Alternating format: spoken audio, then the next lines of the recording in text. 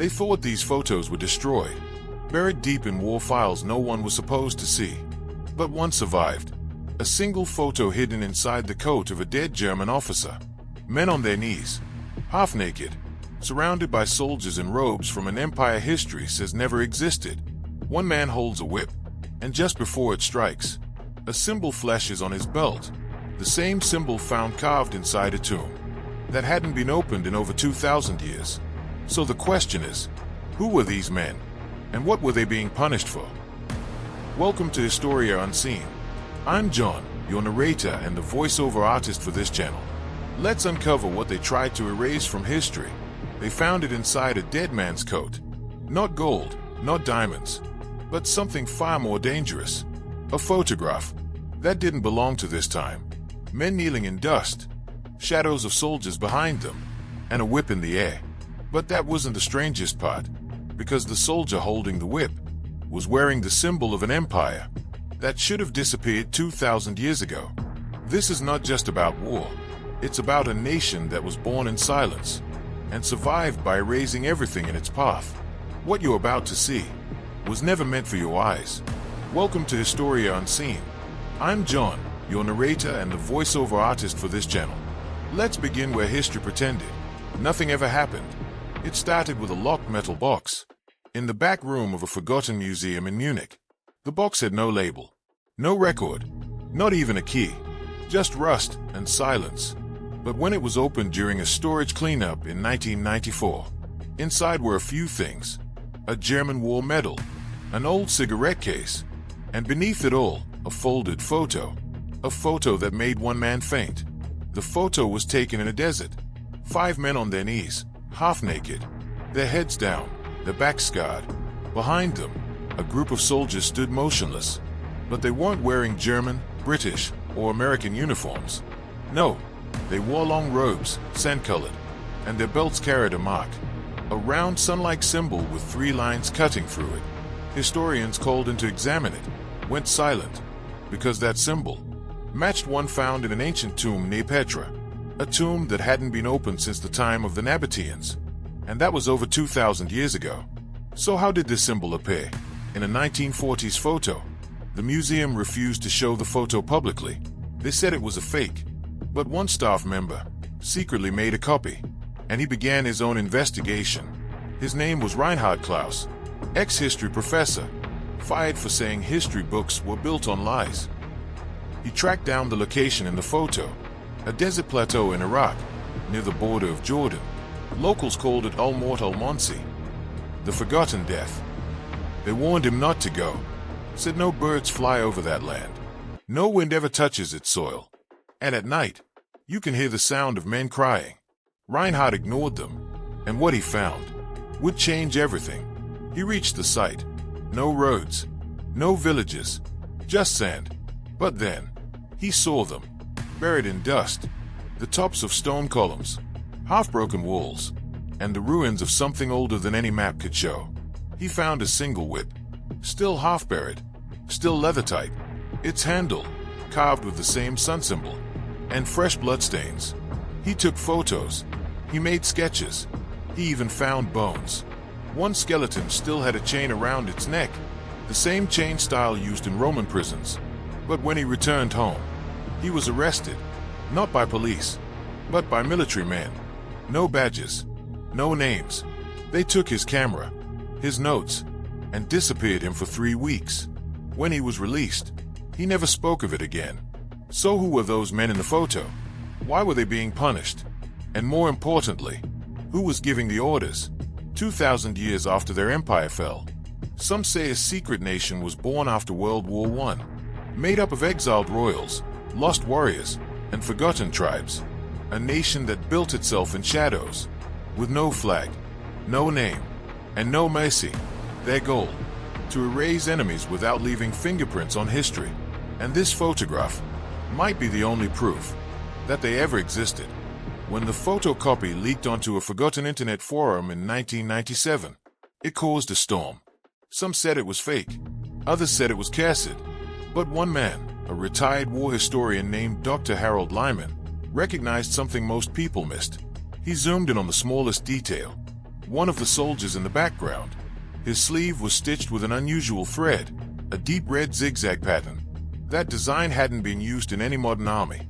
It matched a ceremonial robe, worn by elite guards of a royal order that ruled part of ancient Mesopotamia, a group long thought to be wiped out by the Romans. But that pattern was exact, not similar, exact. That's when questions began to grow louder. Was this just a forgotten punishment camp? Or were we staring at something far more dangerous? A living empire that history had erased. Dr. Lyman traveled to the Middle East in secret. He followed old smuggler maps, read tribal stories, bribed local warlords, and finally reached an old underground archive beneath a crumbled Ottoman outpost. There, hidden in cracked stone boxes, he found what he called the Lost Scrolls of Silence. Written in faded ink, and a mix of languages not even Google could translate. It took him weeks to understand just one scroll. But what he learned chilled him to the bone. The scroll didn't speak of an empire's rise. It spoke of its survival. It told of a royal bloodline, a secret order, that fled into the desert after their capital was invaded. They didn't vanish. They transformed. No longer kings and queens, but shadows. They built cities below ground, used punishments as control, and they hated noise. The scroll called them the Quiet Ones. Their laws were brutal, their secrets deeper than sand. Anyone who left their circle, anyone who spoke too much, was punished, not just with pain, but with disappearance. They believed silence was power, and that empires fall when voices grow too loud. One scroll described a ritual, a cleansing of the tongues. Men accused of betrayal were stripped, knees and date, and in front of silent crowds. They were whipped, not just to cause pain, but to erase memory. Each lash was meant to destroy a thought, a belief, a truth.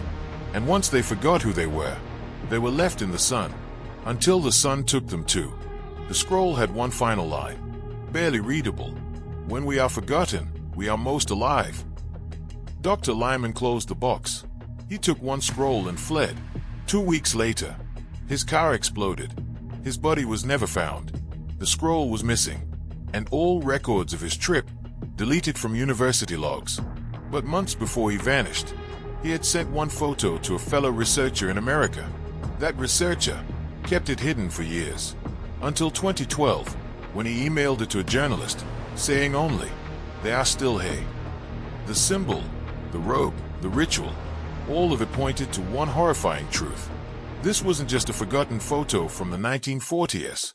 It was a message from a living empire that punished with silence and survived by making sure no one ever spoke of them again. And now, someone had. The question is, what happens next? The photo had now been seen by 5 people. 2 of them were dead. 1 disappeared, and the last 2 refused to speak to anyone ever again. But there was one man who had seen that place before the photo was ever leaked. His name was Captain Maurice E. Below, a British fighter pilot during World War II. In his hidden wartime journal, he described something strange, a moment he never shared with his commanders, because he knew no one would believe him. It was 1944. Captain Barlow had flown deep over enemy territory, carrying emergency supplies to a broken squad. But while flying over the desert near the Iraq-Jordan border, his compass spun wildly, his radio went dead, and a storm of sand rose from the ground like it had a mind of its own. Through the orange cloud, he saw it, rows of men, kneeling, and guards standing still as statues. He dropped altitude, and what he saw stayed carved in his brain forever. There were no tanks, no planes, just old tents, set in a perfect circle. And in the center, a man was being punished. But the whip wasn't leather, it looked like bone. The guards wore no helmets.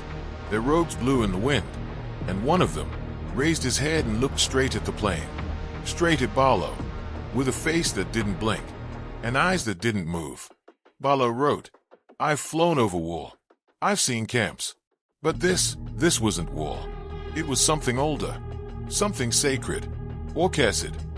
He circled once more, but then a voice came through his dead radio. One word, spoken in perfect British accent. "Leave." His plane's engine began to shake. Fuel pressure dropped. He was forced to turn back. When he returned to base, They arrested him, not for flying too far, but for what he wrote in his journal. He was discharged within 48 hours. His report was marked classified, and he was told to never speak of what he saw. He never did, until 1 week before his death in 1979. He left his journal with his granddaughter, and inside, he added one more page, a sketch of the same sun symbol, the one on the soldier's belt from the photo, and beneath it, 3 words: "War never happened." What did he mean? Researchers believe that's when it all started making sense, because that desert wasn't just any desert. It was part of a restricted zone, even during World War II. No government missions allowed, no press, no maps. Officially, no battles ever happened there. And yet, American bombers were seen flying near. Soviet trucks were spotted going in and never coming out. And British intelligence officers warned their own men to stay away from Sector Black. But no one ever explained why. One theory safest, a theory that shook the deepest corners of historical circles. What if a secret war happened in that desert? A war not between nations, but between the modern world and an ancient empire still alive. Not over oil, not over land, but over silence, over the right to hide history. Satellite images from 1987 showed faint grid lines in the sand, too perfect to be natural. Beneath that area, heat signatures, like tunnels, chambers, even what looked like long corridors underground. But within 48 hours of that report being leaked, the satellite company lost access to its servers, and the scientist who leaked the images, he died in a hotel fire the next day. So what exactly happened in that desert? Why is there no record of any fighting, yet so many witnesses claim something terrible took place? And why are governments so afraid of an old photo that they are willing to erase lives, to keep it hidden? One thing is clear. There was a war, but not the kind history books talk about. Not the kind with flags and speeches. This was a war of memory, and the photo might be the only piece of evidence that the losing side was us. The photo, the scrolls, the whispers of a war that never made it to paper. All of it led to one question. Who were the men holding the whips? The ones carrying out the punishment? The ones in the shadows of the photo? Their faces calm, their eyes emotionless, like they weren't punishing strangers, but simply doing their job. Historians couldn't agree. Some said they were gods, others believed they were priests. But the truth came from a place no one expected, an illegal relic market in Istanbul. In 2003, a mysterious whip appeared in a backroom auction. Not a replica, not museum junk, a real whip. Its handle carved from black bone, its cord braided with ancient threads, and the base wrapped in a red cloth, still stained with something dark. The seller claimed it came from beneath the sand, near the Olmort ruins. He called it Zunalsort, the tongue taker, but he didn't sell it for money. He offered it in exchange for silence. The man who got it was a collector of war weapons. He took it to a lab in Berlin. Tests revealed shocking results. The bone wasn't animal. It was human, and not just any human, but someone with rare Middle Eastern and German DNA, spliced together. The leather, it contained hair particles not found in any modern species. Even the blood stain matched blood samples found on an ancient execution stone in Jordan, dated 92 AD. One scientist made a chilling discovery. The leather cord had tiny metal shards woven into it. Each time the whip struck, it didn't just his skin. It cut nerves, destroying memory. Not physically, but psychologically. The whip wasn't just a weapon. It was a tool to erase identity. The man holding it didn't punish for crime. He punished to silence people, to make them forget who they were. And those who forgot were no longer a threat. The collector who tested the whip died 1 year later. Some say it was cancer. Others claim he vanished on a trip to Iraq. But before he disappeared, he left a single note in his safe. The whip is not cursed. The ones who used it still live. This brings us back to the photograph. Look again. Not at the punished, but at the punisher. Zoom in. His face is calm. Too calm. No anger. No joy. No guilt. Just focus. Like he had done it 1,000 times before. And behind him, 2 others held ropes. One held a cloth bag, and near their feet, a dark jar. Historians now believe that jar contained crushed minerals mixed with oils, used to stop bleeding, not to save, but to keep the punished alive, so the ritual could continue. Tribal legends near that region speak of a group called Sahibat al-Sort, the masters of sound. They were said to punish with rhythm. Whips were struck in patterns, timed with the prisoner's breathing. Too slow, they'd pass out. Too fast, they'd die. But when struck with perfect timing, the pain would reach deep into the mind, breaking not just the body, but the soul. One survivor spoke of this. An old man found wandering in the desert in 1973. He had strange marks on his back, perfectly spaced, like they were measured. He didn't speak for years. But then one day, he whispered, "I was someone before. I had a name." But when the whip came, it took it away. To this day, that whip is missing. The buyer, dead. The lab reports, stolen. But the jar from the photo, it was recovered in 2019. Still sealed. Inside, a piece of cloth, with blood on it. Fresh, not dry, not ancient. Fresh, which means someone, somewhere, still uses the whip. Long after the whip vanished, long after the scrolls were stolen, there was still one place no one dared to touch. The land itself, a stretch of desert near the Iraq-Jordan border, where maps go blank, and compasses spin like broken clocks. Locals call it Al-Ard al-Sakita, the land that screams. Not because of war, but because at night, you can hear it. The wind doesn't whistle, it cries. The Feist story came from a shepherd in 1958. He said he heard voices in the dunes, not echoes, but clear words, cries in a language he didn't understand. And then, the sound of whipping, followed by silence. He ran, never returned. Years later, 3 boys went searching for a camel that had wandered into the forbidden zone. Only one came back. He was shaking, covered in sand, unable to speak. When he finally did, he said just one word: eyes. But the story that changed everything came from an American explorer in 1984. His name was Derek Monroe, a desert archaeologist, adventurer, known for finding tombs no one else could. He didn't believe in curses. He believed in facts. And he believed the photo was real. He studied every lead, every scroll, every story. He made it his life's mission to find the exact place where the punishment photo was taken. After years of searching, he found it. The GPS didn't work. His team quit halfway. But Derek went alone. With just a tent, a camera, and a pistol, he reached the desert's heart just before nightfall. Nothing but sand. Until he saw it. Stone blocks buried beneath the wind. 2 half-broken columns, barely showing above ground.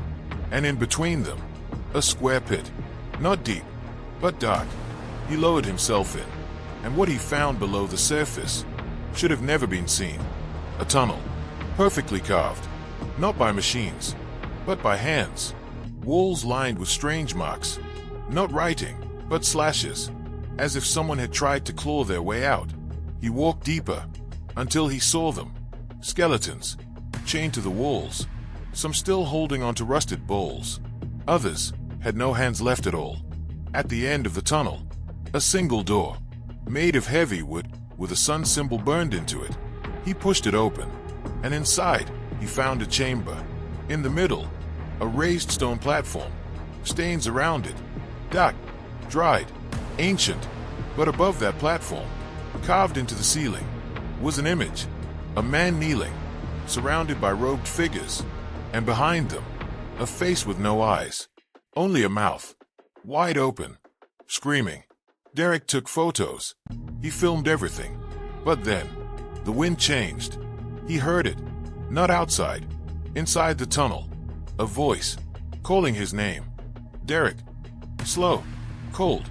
Clear. He turned. No one there. Then again. Derek. Closer now. He ran. Dropped his flashlight. Climbed out of the tunnel in darkness. He ran for hours through the dunes. Until he collapsed. They found him days later. Naked. Dehydrated. Clutching his camera like a lifeline. He survived. But when asked what happened, he simply said, "It doesn't scream because of the wind. It screams because they're still down there." When his footage was reviewed, only static. No photos, no video, nothing. But the sound was still there. A whispering voice on loop, repeating a single phrase in an unknown language, until the tape melted. Today, that part of the desert is restricted, fenced off, guarded by unknown soldiers. No country claims it. Even satellites are blocked from scanning the area. And at night, if you stand near the edge, you can hear it. The wind begins soft, then turns sharp, and then the crying begins. Some say it's just air moving through the rocks. Others say it's the punished, still trapped, begging to forget who they once were. The world had seen 6 photos. 6 haunting, grainy black and white images from a dead German officer's coat, each one showing the camp, the punished, the robed men standing still with their whips. But there was always talk of a 7th photo, the final image, the one that no one was allowed to see. The museum in Munich confirmed it once existed. It was catalogued. Label, file #G7317. Description, final frame, expression unknown. But just 3 days before the archive was set to be open for public viewing, that file vanished. No break-in, no camera footage, just gone. Staff said it must have been misplaced. But one former intelligence agent says otherwise. His name was Mikhail Antonov, a retired Soviet spy turned whistleblower in the late 90s. He claimed to have seen the photo during a secret Cold War briefing in 1972. He was only shown it once, but he never forgot what he saw. The photo didn't show soldiers, or prisoners, or even the desert. It showed a room, stone walls, a floor covered in dust, and in the center, a single chair. Someone was sitting in it, but tied down, his face swollen, eyes wide open, mouth stretched into a scream so unnatural. It didn't look human anymore. His body was arched, like it had been pulled from behind by something invisible. But what made the photo terrifying wasn't just the pain on his face. It was what was behind him. In the shadows, a blurry figure stood watching, not moving, not holding a whip, just watching. No visible face, no eyes, just an outline. And on the wall beside the chair, a mark, not painted, not carved, burned, the same sun symbol. Only this time, the lines were twisting, like they were spinning. Mikhail said the photo had a nickname among intelligence officers. They called it the eye that remembers, because anyone who saw it couldn't forget it. Not ever. He claimed that after the briefing, one of the men in the room started having nightmares. He stopped talking. Eventually, he took his own life and left behind one message on a mirror. "It's still watching me." That's when the KGB locked the photo away, marked it emotionally corruptive, banned even from internal records. When the Soviet Union collapsed, Mikhail tried to retrieve it, but the photo had already been transferred. Destination unknown. Some believe it was destroyed. Others believe it was buried in a vault under NATO headquarters. But one museum worker in Munich shared a strange story. On the night the archive was being prepared for public release, 2 men in dark suits entered the building. They showed no ID. They asked no questions. They went directly to the back room, and when they left, one folder was missing. No one ever spoke of it again. But what could be in that photo that was so dangerous? Why was it hidden, while the others were allowed to exist? Some say the 7th photo didn't just show a punishment. It showed a transformation, a human being turned into something else. Not physically, mentally. Experts believe that final image captured the very moment. A prisoner forgot who he was. When the mind gave up, when the person inside died, not with blood, but with silence. And behind him, the figure watching, maybe the executioner, maybe a spirit, maybe a symbol. But whatever it was, it wasn't human. To this day, no one can find that 7th photo. Its code appears on no system. Its negatives are gone. Its prints erased. But the fear remains, because those who've seen even the description of it say it does something to your thoughts, changes the way you sleep, makes you feel like someone is watching from just behind the wall. So maybe it's better that the photo is gone, because if it truly shows what happens when the punishment is complete, when the memory is fully destroyed, when the human becomes something else, then the last photo is not a warning. It's a blueprint. The scrolls were buried. The whip vanished. The seventh photo erased. And anyone who tried to speak, silenced. But the question still haunts everything. Why? Why hide a photo? Why erase a place from every map? Why kill those who remember? And why would powerful governments, across different countries, agree to bury the same truth? Unless what they were hiding wasn't just history, but something still alive. One final clue came in 2015. A hacker named Lucien Black leaked a set of redacted files from a closed NATO vault. Among them, a report titled, Project Silent Core, Status, Contained. The document was incomplete, but within the first few lines, it mentioned a desert location in the Middle East, codenamed Echo Zone 7, and under that, a single line, do not engage, do not enter, visual contact forbidden after transformation. The report was quickly deleted from the internet, but Lucien shared one page before he disappeared. It showed diagrams, tunnels, ritual platforms, symbols, and a timeline, starting in 104 AD, updated in 1938, again in 1972, and the last update, 2023. This wasn't ancient history. It was a live operation, one that never ended. Another leaked note attached to the file described something called cognitive collapse by rhythmic strike. It matched the theory we explored in Part 4, the idea that repeated, time punishment didn't just break the body, it wiped the mind. Like formatting a hard drive, but instead of code, they used pain. Not to torture, but to reprogram. And that's when the theory turned darker. What if these punished men were never meant to be executed? What if they were being turned into something else? Something silent, obedient, forgotten by the world, because they forgot themselves. One survivor's journal found in a refugee camp said, "We were not killed. We were made to forget that we were ever alive." So who are they now? Where did they go? And how are they used? Some believe they became secret enforcers, silent assassins for a nation that never shows its face. A nation with no flag, no history books, and no voice. Just orders, just shadows, just silence. You were never meant to see the photo, because once you do, you begin to ask questions, and questions lead to whispers, and whispers, in this world, are dangerous. Even now, online forums that mention the seventh photo often go offline. Accounts are deleted. Threads vanish. The same photo gets blurred in AI searches. It's like something or someone is cleaning the trail as fast as we uncover it. Which brings us to the final thought. Look again at the first photo. The men kneeling, the robed figures behind them, the whip ready to strike, the symbol flashing in sunlight. Now ask yourself, what if that photo wasn't meant to scare you, but to test you, to see who looks away, and who looks closer, who forgets, and who remembers? Because those who remember, they're the ones that dissipate. You weren't supposed to find this story, but now you have, and the final punishment may already be watching.